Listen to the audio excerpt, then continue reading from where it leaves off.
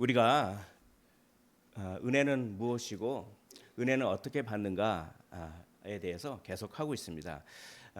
은혜를 받는 것 중에 가장 중요한 게 지식입니다.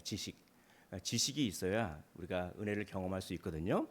그런데 그 지식은 살아있는 지식, 머리로만 아는 지식이 아니라 머리뿐만 아니라 가슴으로 아는 지식이 있어야 되는데 그 지식에는 죄에 대한 지식이 있어야 됩니다. 그래서 죄에 대한 지식을 우리가 묵상해 보았습니다.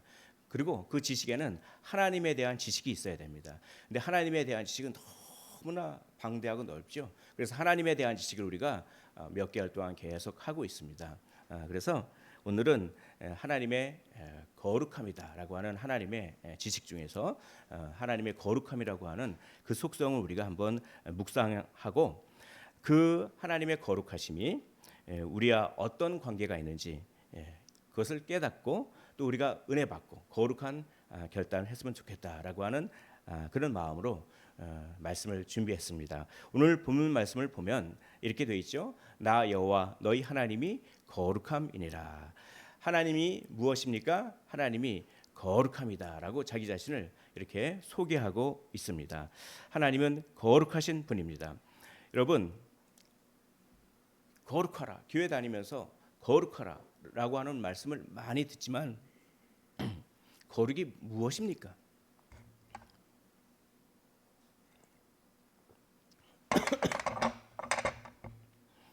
거룩이 무엇입니까? 그것을 우리가 제대로 알고 거룩을 위해서 힘써야 되지 않겠습니까? 거룩함이라고 하는 것은 제가 말씀드렸죠. 하나님의 완전하심이라고 하는 것과 구별이라고 하는 두 가지 뜻이 합쳐진 것이 하나님의 거룩함입니다. 그것은 뭐냐? 하나님이 너무 완전하셔서 다른 것과 구별될 정도로 완전하시다. 이걸 하나님은 거룩하다라고 하는 것이죠. 우리가 거룩해야 되죠. 우리가 세상과 구별될 정도로 우리가 성품이 탁월한 거죠. 그럼 우리가 거룩한 겁니다. 그래서 완전하다는 것과 구별된다라고 하는 두 개념이 합쳐지면 하나님이 거룩하다. 근데 하나님은 많은 것이 완전합니다. 하나님은 사랑이 완전하시고 하나님은 온유가 완전하시고 하나님은 긍휼이 완전하시고 하나님은 능력이 완전하시고 모든 게 다 완전하시지 않습니까? 그 중에 이 거룩과 관련돼서는 이게 완전한 거예요. 하나님은 도덕적으로 완전하다. 그래서 조금 거룩에 대해서는 도덕적인 완전함을 뜻합니다. 그래서 하나님이 거룩하다라고 하는 건 이걸 뜻해요. 도덕적 탁월성. 좀 말이 어렵네요. 도덕적으로 너무나 탁월해서 구별되신다 이런 뜻입니다. 도덕적 탁월성. 근데 이러면 너무 말이 어렵잖아요. 그러니까 이거를 좀 쉽게, 좀 구체적으로 한번 말씀을 드려보겠습니다. 이거를 오늘 기억하셨으면 좋겠어요. 이것만 기억하셨으면, 다른 거 다 기억하지 않으셔도 좋으니까 이것만 기억하시고 하셨으면 좋겠어요. 이게 뭐냐면 도덕적 탁월성이라고 하는 것이 뭐냐면 이거예요. 자, 죄에서는 물러나고 하나님의 말씀에 가까워지는 것. 이게 뭡니까? 도덕적인 탁월성이. 어떤 방향성이 있죠. 방향. 죄로부터는 물러나고 하나님의 말씀으로는 가까워 가는 것을 도덕적 탁월성이라고 하고 그거를 거룩하다. 그렇죠? 우리 한번 따라해 볼까요? 죄에서는 물러나고 하나님의 말씀에 가까워지는 것. 우리 한번 이렇게 읽어 봅시다. 시작. 죄에서 물러나고 하나님의 말씀에 가까워지는 것. 이게 뭐라고요? 거룩함입니다. 그럼 하나님은 죄에서 얼마큼 물러날까요? 하나님은 죄에서 무한하게 물러나십니다. 그리고 하나님은 하나님의 자신의 말씀에 얼마나 가까워질까요? 하나님은 하나님 자신의 말씀에 무한히 가까워지시는 거예요. 그래서 하나님은 무한히 거룩한 겁니다. 무한히 거룩하신. 이거를 조금 다르게 표현하면 이겁니다. 우리가 죄를 혐오하고 하나님의 말씀에 끌린다 이렇게도 표현할 수가 있어요. 그럼 하나님은 죄를 얼마큼 혐오하실까요? 하나님은 죄를 무한하게 혐오하십니다. 그리고 하나님은 하나님의 말씀에 얼마나 끌리실까요? 하나님의 말씀에, 자신의 말씀에 무한히 끌리는 거예요. 그걸 거룩하다. 다시 한번 말씀드리겠습니다. 죄에서는 물러나고 말씀에 가까워지고 죄를 혐오하고 말씀에 끌리는 것. 그게 뭐라고요? 그게 거룩하다. 이거를 기억하셨으면 좋겠습니다. 우리가 무엇을 가까워하고 있는지 또 그것이 우리의 거룩함을 말해주는 거죠. 또 우리가 어디에 끌리고 있는지 그게 우리의 거룩한 정도를 얘기하는 것이죠.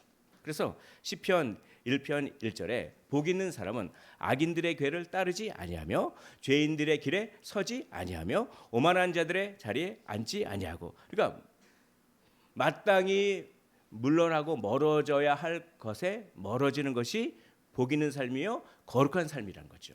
악인들의 궤에서부터 멀어지는 거예요. 죄인들의 길에서 멀어지는 거예요. 오만한 자들의 자리에서 멀어지는 거예요. 그게 뭡니까? 거룩한 거죠. 그리고 어디에 가까워지나요? 여호와의 말씀을 주야로 묵상하는 자로다. 하나님의 말씀에는 어떻게 됩니까? 가까워지는 겁니다. 그게 거룩한 것이죠.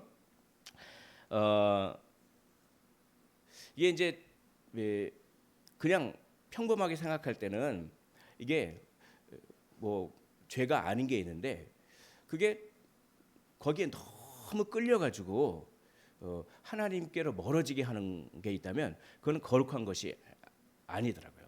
우리 어떤 선교사님이 그렇게 말씀합니다. 내가 커피를 너무 좋아했다. 커피를 너무 좋아해가지고 커피를 계속 마셨는데 좀 커피 마시는 게 죄는 아니잖아요. 그렇죠? 죄는 아니죠. 커피를 너무 많이 마셨는데 어느 순간 내가 하나님보다 커피를 더 좋아하고 있네. 그러니까 내가 하나님의 말씀에 끌려야 되는데 커피에 끌리고 있습니다. 그러면 그건 뭡니까? 거룩한 게 아니잖아요. 그거는 거룩한 게 아니에요. 그걸 딱 깨닫는 순간 커피를 내가 딱 끊어버렸다. 그걸 갖다가 간증을 하는데 제가 청소년 때 제가 중고등 학생 때 예배 때 그런 간증을 하는데 그게 몇십 년 지나도 지금 기억이 나더라고요. 야, 이게 거룩이구나. 그렇죠. 이게 거룩입니다. 거룩은 내가 어디에 끌리는가, 내가 어디에 가까워지고 있는가, 이게 거룩이에요. 내가 지금 우리 삶 속에서 어디에 지금 끌리고 계십니까? 내가 무엇과 지금 친하게 지내고 계십니까? 그것이 하나님의 말씀으로부터 멀어지고 있는 거라면 그건 이제 거룩한 게 아니죠. 그것은 거룩한 것이 아닙니다. 거룩한 것이 이렇게 우리 일상에 가까이 있습니다. 그래서 오늘 성령께서 우리에게 한번 자기 자신을 점검해 보라고 얘기합니다. 우리의 거룩함은 어느 정도입니까? 지금 우리는 무엇에 끌리고 있습니까? 그리고 무엇을 가까이 하고 있습니까? 우리가 끌리고 있고 우리가 가까이 하고 있는 것이 우리의 거룩함을 증가시키고 있습니까? 이걸 성령께서 오늘 물어보고 있습니다. 그래서 우리가 자신을 돌아보고 내가 매일 십자가 앞에 더 가까이 가겠습니다. 내가 하나님의 말씀에 더 끌리고 더 가까이 가겠습니다. 이렇게 거룩한 결단을 하셨으면 좋겠습니다. 우리가 죄에서 물러나고 하나님의 말씀에 가까워지기 위해서는 노력을 해야 됩니까? 안 해야 됩니까? 노력을 해야죠. 노력과 헌신이 필요합니다. 그래서 이 거룩함이라고 하는 뜻에는 이런 뜻도 있어요. 헌신한다라고 하는 뜻도 있어요. 그러니까 거룩하다라고 하는 것은 죄에서 멀어지고 말씀에 가까워지고 또 거룩하다고 하는 것은 헌신한다. 이것이 바로 거룩한 것입니다. 하나님께서는 하나님 자신의 말씀을 이루시기 위해서 그리고 하나님의 말씀에 무한하게 가까이 가시기 위해서 하나님은 어떻게 하셨나? 헌신하셨어요. 무한히 헌신하셨습니다. 어느 정도로 헌신하셨습니까? 자기의 아들을 죽일 정도로 헌신하셨어요. 자기의 약속한 말씀을, 우리를 선택하고 우리를 구원하겠다고 하는 자신의 말씀을 이루시기 위해서 자신의 자녀를 죽일 정도로 헌신하셨다는 거죠. 그러니까 하나님은 거룩하십니까? 거룩하시지 않습니까? 거룩하시죠. 우리가 만일 하나님의 말씀을 아는데 노력한다면, 우리가 하나님의 말씀을 순종하는데 헌신한다면 우리는 그 노력과 헌신에 비례하여서 우리의 거룩은 증가되는 것입니다. 사랑하는 성도 여러분, 우리의 거룩을 증가시키는 그런 삶을 사시기를 주의 이름으로 축원을 드립니다. 우리 주님은 우리가 이렇게 자라나기를 원하세요. 우리의 거룩성이 증가되기를 원하시죠. 어느 정도요? 예수님 수준으로, 우리가 예수님 수준으로 자라나기를 원하신다니까요. 그것이 에베소서 4장 13절 말씀에 있습니다. 화면을 보면서 우리 한 목소리로 읽어보도록 하시겠습니다. 시작. 우리가 다 하나님의 아들을 믿는 것과 아는 일에 하나가 되어 온전한 사람을 이루어 그리스도의 장성한 분량이 충만한 데까지 이르리니 아멘. 우리가 뭐에 힘써야 되죠? 하나님의 아들 예수 그리스도를 믿는 것에 힘써야 돼요. 또 무엇에 힘써야 돼요? 그분이 어떤 분인지 아는 것에 힘써야 돼요. 그래서 우리가 자라나가야 돼요. 아이가 태어났는데 아이가 키가 안 자라면 부모가 슬프지 않겠습니까? 하나님도 마찬가지예요. 우리가 구원을 받았습니다. 우리가 영적인 생명을 얻었습니다. 근데 우리의 영적인 키가 안 커요. 그럼 하나님이 기뻐하실까요? 아니잖아요. 그리스도의 장성한 분량이 충만한 데까지 우리가 이르고 우리의 거룩함이 늘 자라나기를 하나님은 원하신다. 우리가 그렇게 헌신을 통하여 우리의 거룩함을 증가시키기를 원하시는 것입니다. 그래서 오늘 말씀도 우리가 거룩하라고 얘기하고 있죠. 너희는 어떻게 하라? 거룩하라라고 오늘 말씀이 얘기하고 있지 않습니까? 그러면 우리는 왜 거룩해야 됩니까? 왜 거룩해야 될까요? 성경에서는 그 이유를 많이 얘기하고 있지만 몇 가지를 제가 말씀을 드리겠습니다. 먼저 우리가 하나님의 무엇입니까? 하나님의 자녀이기 때문에 그래요. 하나님의 자녀이니까 자녀가 부모를 닮는 게 당연하듯이 우리는 하나님이 거룩하니까 자녀인 우리도 어떻게 해야 됩니까? 거룩해야 되는 거죠. 그것이 오늘 본문 말씀에 있습니다. 너는 이스라엘 자손의 온 회중에게 말하여 이르라 너희는 거룩하라. 이는 그 이유는 무엇입니까? 나 여호와 누구의 하나님? 너희 하나님이 거룩함이니라. 그렇죠? 우리는 하나님과 언약 관계에 있습니다. 우리는 하나님의 자녀입니다. 그러므로 하나님이 거룩하니까 우리도 거룩한 것이 마땅하죠. 이게 청둥오리라고 하더라고요. 청둥오리. 이게 잘 몰랐는데 청둥오리 아무튼 오리인데 이게 어디 있냐면 이게 청석공원에 있습니다. 청석공원에. 그래서 새벽 기도를 딱 끝나고 막 이제 집에 걸어가다가 이 오리들이 이렇게 가는데 청석공원에 이렇게 가는데 너무 예쁜 거예요. 그래서 사진을 딱 찍었습니다. 근데 이걸 사진을 가만 보니까 이게 거룩이다. 이게 거룩이에요. 뭡니까? 지금 이게 어미가 이쪽으로 착착착착착 이렇게 가면 새끼들이 이렇게 하면 새끼가 똑같이 착착착착 하다가 갑자기 어미가 이렇게 가다가 샥 바꿨어. 이쪽으로 착착착착 가면 어떻게 합니까? 새끼가 똑같이 방향을 바꿔. 야, 어미가 이쪽으로 가면 새끼가 이쪽으로 가고 어미가 이쪽으로 가면 새끼가 이쪽으로 가고. 야, 이게 거룩이구나. 그렇죠? 그렇게 닮아가잖아요. 이게 거룩입니다. 그리고 오늘 사진을 보면은 그 어미에게 새끼들이 다 주목하고 있어요. 다 어미에게 새끼들이 다 주목하고 있어요. 저에게 주목해 주십시오. 주목하고 있습니다. 그게 뭡니까? 그게 거룩이에요. 그러니까 하나님의 말씀만 주목하는 거죠. 하나님의 말씀만 따라가는 거죠. 그렇죠? 그게 뭡니까? 다른 게 거룩이 아니에요. 그게 거룩이란 말이죠.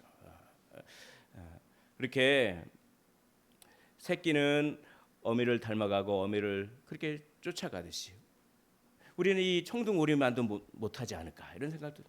하나님 말씀을 우리가 거기에 주목하고 거기에 쫓아가야 되는데 우리의 욕심에 주목하고 우리의 자존심에 주목하고 우리의 안락과 우리 행복에만 주목하고 거기에 쫓아가고 그러면 이제 거룩한 것이 아니다. 참 이 오리로부터 지혜를 우리가 얻어야겠습니다. 이게 거룩입니다. 우리는 또 왜 거룩해야 됩니까? 거룩함이라고 하는 이 속성은 특징은 하나님의 많은 특징들이 있어요. 그 특징들 중에서 가장 으뜸인 특징, 근데 사실은 아니죠. 하나님은 모든 속성이 다 무한하세요. 하나님은 사랑에도 무한하시고, 하나님은 정의에도 무한하시고, 하나님은 뭡니까? 긍휼에도 무한하시고, 다 무한해요, 하나님은. 근데 유독 이 거룩을 그 모든 속성 중에서 가장 으뜸인 걸로 성경은 표현하고 있어요. 그러니까 그만큼 강조하는 거죠. 그게 이사야 6장 3절에 나와 있어요. 이사야가 하나님을 만난 다음에 이런 고백을 합니다. 거룩하다, 거룩하다, 거룩하다. 하나님의 모든 속성 중에서 왜 하필이면 거룩을 이번 이렇게 세 번을 부를까요? 이게 성부, 성자, 성령에게 거룩하다, 거룩하다, 거룩하다 이렇게 해석하는 학자도 있습니다. 그리고 거룩하다를 세 번 얘기하면 최상급이에요. 하나님은 최상급으로 거룩하다는 겁니다. 그러면 하나님의 여러 특징들이 있잖아요. 속성들이 있어요. 근데 왜 하필이면 하나님을 보고 하나님은 사랑이다, 사랑이다, 사랑이다 이렇게 안 하고, 그렇죠? 하나님은 의로우시다, 의로우시다, 의로우시다 이렇게 안 하고 왜 하필이면 하나님은 거룩하다, 거룩하다, 거룩하다. 이 하나님의 특징 속성 중에서 세 번 연속으로 표현한 건 이거밖에 없어요. 거룩이라고 하는 속성밖에 없어요. 그러니까 하나님의 모든 속성 중에 거룩이라고 하는 것이 가장 으뜸인 걸로 표현하고 있습니다. 그만큼 강조하고 있어요. 왜 그럴까요? 그걸 우리가 한번 알기를 원합니다. 이게 중요해요. 왜 그러냐면 이 거룩이라고 하는 것은 하나님의 모든 속성의 방향을 부여해 줍니다. 방향을 부여해 줘요. 그러니까 좀 어려운 말로 타자 중심적인 방향을 그렇게 부여해 줘요. 자, 그걸 쉽게 한번 설명해 보겠습니다. 우리가 사랑 있잖아요. 사랑, 그렇죠? 사랑인데 너무나 이기적으로 행동하는 거야. 객관적으로 보면은 너무나 어쩌면 저렇게 이기적일 수가 있어. 자기 마음대로 하는 거야. 자기 마음대로. 자기가 하고 싶으면 하고 남 생각은 1도 안 하고. 젊은이들 표현입니다. 하나도 안 하고 1도 안 하고 자기 좋을 대로 다 하는 거예요. 남들이 보기 너무나 혐오스럽죠. 근데 본인은 뭡니까? 그게 사랑이에요. 본인한테는 사랑입니다. 내가 좋아서 하는 걸, 내가 좋아서 이렇게 하고, 내가 좋아서 저렇게 하고, 자기 좋을 대로만 하는 거예요. 남 생각 하나도 안 하고. 근데 본인한테는 그게 뭡니까? 본인 당사자한테는 그게 사랑이에요, 사랑. 근데 그런 사랑은 타자 지향적인 사랑일까요? 아니잖아요. 자기 중심적인 사랑이잖아요. 그렇죠? 자기 중심적인 사랑을 한 글자로 죄라고 합니다. 여러분, 죄와 사랑은 똑같아요. 다만 방향이 다를 뿐이죠. 근데 그 사랑 앞에 거룩을 붙여 보십시오. 거룩한 사랑. 그러면 달라지는 거예요. 거룩한 사랑은 뭡니까? 다른 사람들을 배려하는 사랑이에요. 타자지향적인 사랑이라죠. 하나님이 능력이 무한하십니다. 근데 하나님이 거룩하시지 않으면 어떤 현상이 벌어질까요? 그 무한한 힘과 능력으로 막 폭력으로 우리를 다스리지 않을까요? 폭력으로. 하나님이 거룩하시지 않고 능력만 무한하시고 힘만 세다면 그걸로 압제하고 뭐 폭군처럼 다스리지 않을까요? 그런데 하나님은 능력이 무한하시면서 동시에 하나님은 어떤 분이십니까? 거룩하신 분이에요. 그러니까 그 힘을 어떻게 사용하시냐? 우리를 위하여 그 힘을 사용하신단 말이죠. 하나님의 능력은 어떤 능력이요? 거룩한 능력이 있는 것입니다. 우리가 능력이 있어요. 우리가 능력이 있는데 우리가 능력만 있고 거룩하지 않잖아요. 그러면 우리가 가진 능력 때문에 다른 사람들을 힘들게 합니다. 세상 사람들은 거룩하라고 하지 않아요. 세상 사람들은 능력을 키우라고 합니다. 그래서 좋은 대학 나와서 좋은 직장 나와서 돈 많이 벌고 떵떵거리고 살면서 너의 능력을 과시해라. 그게 세상의 관점이에요. 그러나 우리는 그런 세상의 관점에 구별되어서 어떻게 합니까? 우리는 능력이 있어야 되죠. 하나님의 영광을 위해서도. 근데 우리는 능력이 있어야 되지만 어떤 능력이 있어야 될까요? 거룩한 능력이 있어야 됩니다. 우리의 능력을 통하여 하나님께 영광 돌리고 내가 가진 능력 때문에 다른 사람들이 쉼을 얻고 평안을 누리고 기쁨을 누리고 내가 가진 그 어떤 은사 때문에 다른 사람들이 참 만족을 누리고 안식을 누리고 그게 바로 거룩한 능력인 거죠. 지혜가 있습니다. 만약에 하나님이 거룩한 지혜가 아니라면 하나님은 단지 영리한 분이실 뿐입니다. 그러니까 아는 게 많고 뭐 아주 영리해요. 근데 거룩하지 않으면 어떻게 될까요? 그 좋은 머리로 사기친다니까요. 그 좋은 머리를 사기쳐요. 그리고 그냥 그 영리한 걸 가지고 자기 입속만 딱 챙기려고 막 그런다니까요. 세상은 그런 걸 추구해요. 그렇게 교활하고 정치적으로 잘 행동해서 승진을 해라. 그렇게 그게 세상적인 관점이에요. 그러나 우리는 그 세상적인 관점에 구별되어서 우리는 영리하고 똑똑해야 되잖아요. 그렇죠? 그걸 위해서 노력해야 되잖아요. 근데 우리는 어떻게 영리하고 어떻게 똑똑해야 될까요? 거룩하게 영리하고 거룩하게 똑똑해서 우리가 가지고 있는 그 지적인 충만함과 똑똑함을 통해서 다른 사람들에게 유익을 주고, 우리의 영리함을 통해서 하나님께 영광을 돌리고, 우리의 영리함을 통해서 다른 사람을 섬기고, 우리의 영리함을 통해서 다른 사람들에게 안식을 주면 우리의 영리함은 어떤 영리함입니까?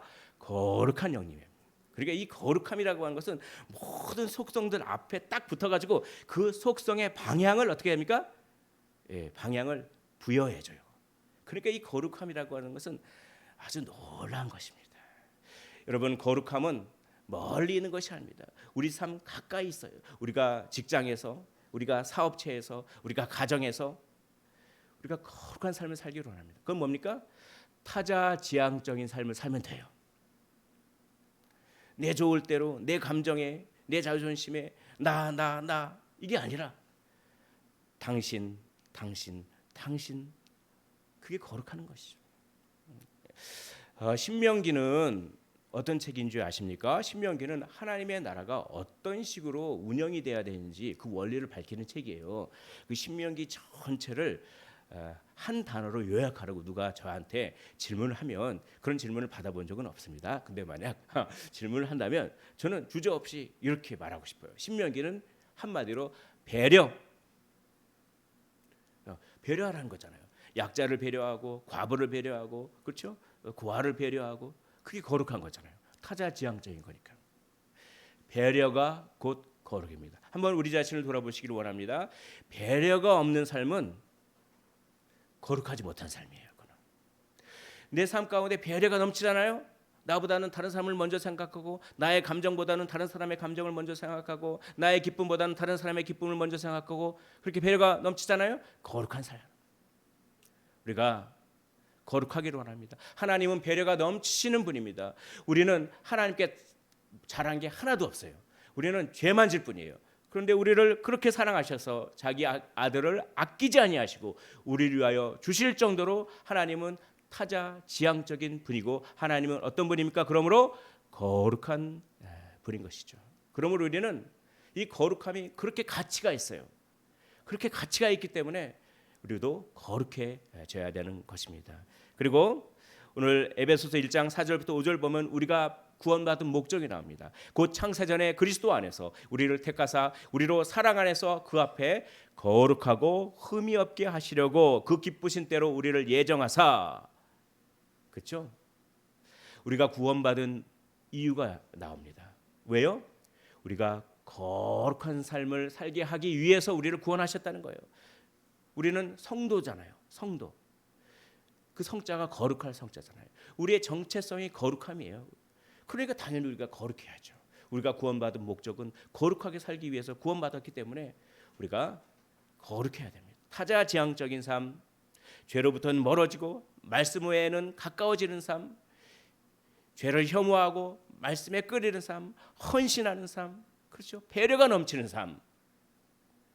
그게 우리가 구원받은 목적이라고 에베소서에는 이야기하고 있는 것입니다. 그럼 우리가 거룩한 삶을 살기 위해서 무엇을 해야 될까요? 성경에서는 거룩한 삶을 살기 위해서 많은 걸 얘기하지만 두 가지만 말씀을 드리겠습니다.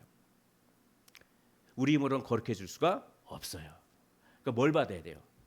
능력을 받아야 돼요. 오늘 우리 교회 표어죠. 내게 능력 주신 자라고 하는 그 능력 주신 자 안에서 내가 뭘 감당할 수 있다, 모든 걸. 그 능력은 거룩해지는 능력이죠. 우리가 성령의 능력을 받아야 거룩해지고 우리 삶에 배려가 넘치게 되는 겁니다. 왜냐하면 우리는 죄인이기 때문에 기본적으로 이기적이에요. 우리가 성령의 능력을 받지 않으면 어느 순간 이기적인 행동을 하고 있어요. 우리가. 그러므로 부지런히 뭘 받아야 됩니까? 성령의 능력을 받아야 되는 거예요. 그런데 성령의 능력은 우리가 받고 싶다고 해서 하나님 주십시오. 그럼 그냥 자동 자판기에 탁탁 나오듯이 그렇게 되는 게 아니죠. 성령의 능력은 전적으로 누구의 주권 하에 있냐면 하나님의 주권이에요. 하나님이 주셔야 받는 거예요. 그러나 하나님이 주셔야 받는다고 우리가 아무것도 안 하면 안 되죠. 우리가 해야 될 일이 있습니다. 하나님께서 성령 충만을 받기 위해서 주신 수단들이 있어요. 수단. 그 수단들을 우리는 적극적으로 부지런히 활용해야 돼요. 그 수단이 뭡니까? 말씀과 기도와 예배와 성도의 교제, 이 네 가지예요. 말씀을 읽어야 되죠. 그러나 말씀을 읽기만 해서는 안 됩니다. 말씀을 들어야 돼요. 그러니까 듣는다고 하는 것은 말씀을 강론하는 걸 듣는다 이거예요. 하나님은 설교라고 하는 방법을 통하여서 한 영혼을 구원하시기를 기뻐하십니다. 그러니까 말씀 강론하는 걸 듣지 않고 자기 혼자 읽기만 하잖아요. 되게 위험해져요. 말씀을 강론하는 걸 들어야 돼요. 들으면서 배워가면서 성경을 읽어야지 말씀 강론하는 걸 하나도 안 배우고 자기가 혼자 산속에 들어가서 저 계룡산에 들어가가지고 성경을 백독을 합니다. 그러면 무엇이 되어서 오나요? 괴물이 되어 옵니다. 괴물이. 자기 나름대로 성경을 내가 성경을 백독을 해서 그렇죠. 이단되는 지름길이에요. 이단되는 지름길은 설교를 하나도 듣지 않고 혼자 성경을 백독하면 그렇게 될 수 있어요.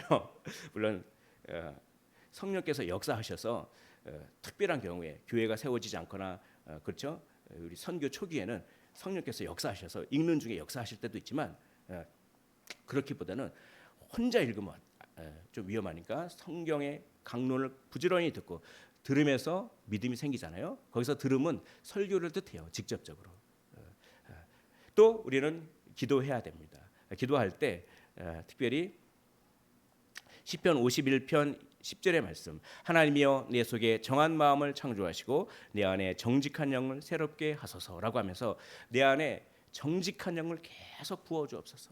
그래서 내 안에 죄로부터 멀어지게 하는 영을 부어주옵소서. 내 안에 죄를 혐오하는 영을 계속 부어주옵소서. 제가 이 영을 잃어버리고 싶지 않습니다. 다윗이 그렇게 기도했어요.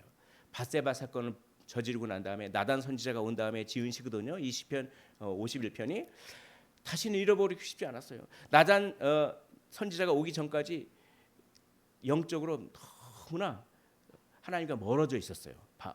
다윗이. 근데 이 회개하고 나니까 다시 하나님과 가까워지는 기쁨을 누리게 되었어요. 그러니까 이걸 다시 잃어버리고 싶지 않다. 하나님, 내 안에 이 죄를 혐오하는 이 정직한 영을 늘 새롭게 하셔서 이거를 까먹지 말게 하옵소서. 이 기도 중요합니다. 하나님, 잃어버리지 않게 까먹지 말게 해주옵소서. 이 기도를 계속 드리는 거예요. 그리고 예배와 성찬을 통하여 하나님은 거룩함을 부어주십니다. 특별히 두세 사람이 내 이름으로 모이는 곳에 내가 거기 함께 하겠다. 우리가 혼자 성경 읽고 말씀을 읽고 찬양을 하더라도 우리 안에 성령이 계시죠. 그러나 공동체로 모일 때 더 강하게 임하셔요. 그러니까 공동체의 모임이 중요한 거예요. 이렇게 모이셔서 예배 드릴 때 이 공동체에 특별하게 임재하시는 그 하나님을 경험하셔야 됩니다. 그럴 때 우리가 거룩한 능력, 배려의 능력이 생기는 것이죠. 그런데 기다려야 됩니다. 이렇게 말씀을 읽고 듣고 예배를 드리고 우리가 기도하고 하더라도 이 거룩함의 능력을 경험하지 못할 수가 있어요. 그럼 어떡합니까? 기다려야 돼요. 우리가 인내하고 기다려야 됩니다. 그래서 시편 27편 14절에 너는 여호와를 기다릴지어다 강하고 담대하며 여호와를 기다릴지어다라고 이야기하고 있습니다. 우리가 기다림 없이 귀한 것이 얻어지나요? 귀한 것이면 귀한 것일수록 인내와 기다림이 필요한 거예요. 쉽게 얻어지는 것은 쉽게 잊혀지거나 그렇게 귀한 게 아니더라고요. 이 성령 충만과 이 거룩함이라고 하는 것은 너무나 귀한 것이죠. 그러므로 기다림이 필요합니다. 우리가 기다릴 때, 인내로서 기다릴 때, 그리고 이런 수단들을 활용하면서 기다릴 때 하나님은 하나님의 때에 우리에게 가장 알맞은 것으로 가장 좋은 것으로 부어주시는 분임을 믿으시기를 원합니다. 우리 마지막으로 성령의 위로를 받아야 됩니다. 여러분, 지적만 받으면 성장할 수 없어요. 위로를 받아야 돼요. 사람은 위로를 받을 때 성장합니다. 그러니까 마찬가지예요. 성령님은 우리의 죄를 지적하시기도 합니다. 너 그거 잘못했잖아. 그러나 성령님은 지적만 하시는 분이 아니에요. 우리가 바리새인이 돼서는 안 되겠습니다. 그냥 정죄의 영이 우리 안에 있어요. 저 권사님이 이 말씀을 들어야 되는데 라고 하면서, 그렇죠? 정죄의 영은 사람을 성장시키지 못해요. 사람은 사랑과 위로를 받을 때 그 안에 자발성이 활성화되면서 자원하는 마음이 풍성해지면서, 그렇지, 내가 이렇게 위로를 받고 내가 이렇게 하나님의 놀라운 은혜와 사랑을 받으니까 내가 정말 하나님을 위해 산다, 내가 이거 한다, 이렇게 되는 거지. 그렇죠? 정죄가 가득하면 성장하지 못합니다. 성령의 위로를 받으시기를 주의 이름으로 축원을 드립니다.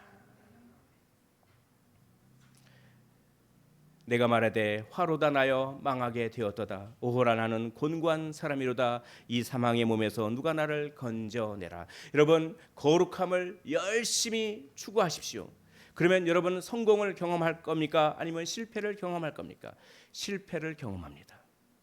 거룩함을 진지하게 추구하면 이 하나님의 거룩함의 기준에 맞출 수 있는 사람은 단 한 사람도 예수 그리스도 외에는 없기 때문에 우리는 실패를 경험해요. 그러나 그게 복이에요. 왜냐하면 애통하는 자에게 하나님께서 위로를 주시기 때문에 그렇습니다. 마태복음 5장 4절 화면을 보면서 읽어보도록 하겠습니다. 시작. 애통하는 자는 복이 있나니 그들이 위로를 받을 것이며 라고 하고 있습니다. 우리가 진정으로 위로를 받는 사람은 자기 자신을 성공한 사람으로 생각하는 것이 아니라 나에게는 소망이 없습니다. 저는 영적 실패자입니다. 제 힘으로는 아무것도 할 수 없습니다. 라고 이렇게 마음이 가난한 사람만이, 그래서 그것 때문에 참 오라 공고한 자라다 화로다 나여 어찌할 거라고 하는 사람만이, 그런 사람만이 위로를 받게 되는 거예요. 어떤 위로요? 십자가 위로를 받게 되는 것입니다. 주님의 음성을 듣게 될 것입니다. 내가 너의 죄와 허물을 씻어 주었고 앞으로도 씻어 줄 것이다. 내가 너의 마음을 청결하게 하여서 하나님을 반드시 보게 할 것이며 너에게 천국을 소유하게 할 것이다.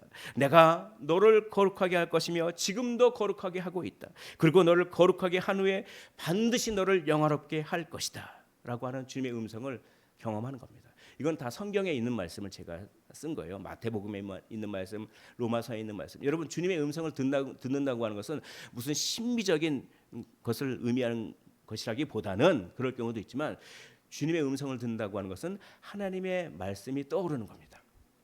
내가 알고 있던 하나님의 말씀 하나님께서 기억나게 하세요. 그래서 내가 실패하고 정말 나는 왜 이렇게 죄를 많이 짓고 왜 그렇지? 라고 생각할 때, 주여 어떡합니까? 라고 할 때 이런 말씀들이 생각나는 거예요. 내가 너의 죄를 다 용서했다. 내가 너를 거룩하게 하고 너는 존귀한 나의 자녀이고 내가 너를 영화롭게 하겠다 라고 하면서, 그러니 다시 일어서서 거룩한 삶을 향해 계속 나아가거라. 내가 너와 세상 끝날까지 함께할 것이다 라고 하는 위로를 우리가 받으면 받을수록 우리 안에 배려하는 마음, 타자지향적인 거룩함이 증가되는 것입니다. 말씀을 정리하도록 하겠습니다. 거룩함은 무엇입니까? 죄로부터 멀리 떠나고 하나님의 말씀에 가까워지는 것입니다. 죄를 혐오하고 하나님의 말씀에 끌리는 것입니다. 거룩함은 또 무엇입니까? 헌신하는 것입니다. 그 거룩을 위하여 성령의 능력을 받으십시오. 그 거룩을 위하여 성령의 위로를 받으십시오. 그래서 우리의 삶이 자기중심적인 삶이 아니라 점점점 타자지향적인 삶을 통하여, 우리의 거룩한 삶을 통하여 다른 사람을 쉬게 하는 샬롬의 통로가 되시기를 주의 이름으로 축원을 드립니다.